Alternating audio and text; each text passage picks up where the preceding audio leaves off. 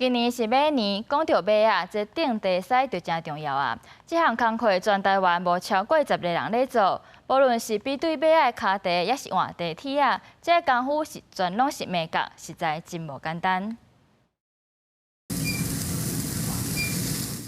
甲小甲红记记的地铁啊，搭伫咧马的脚地顶悬，随庆出阵阵的白烟。顶体使详细比对地铁啊，甲脚地形是毋是会合？若无拄好的所在，就爱阁提起公共卡卡的调整好势，落尾才会当顶起的马的脚地。今年32岁陈空虎是台湾头一个去比利时学工区转来顶体赛。伊讲顶体赛的工课毋但食体力，嘛食经验，因为欠缺制度化教学，目前台湾的顶体赛无超过10个。完全就是你爱像。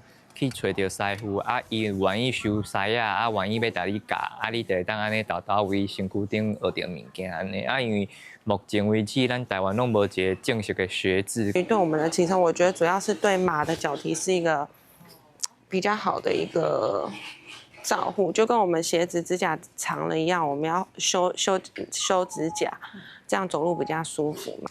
因为脚地健康好歹，等于是一只马的第2生命。陈空虎讲，平均45天都爱修一摆脚地换地铁啊。伊自19岁开始学，头起先是老师教，后来家己出国学。因为捌食过要学师啊，找无师傅学的苦，所以即阵也透过找助理的方式培养新一代顶体赛。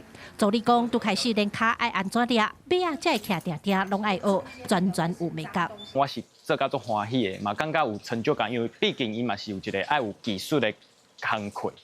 对，所以我感觉伊嘛是另外一种袂互取代的一个行业安尼啦。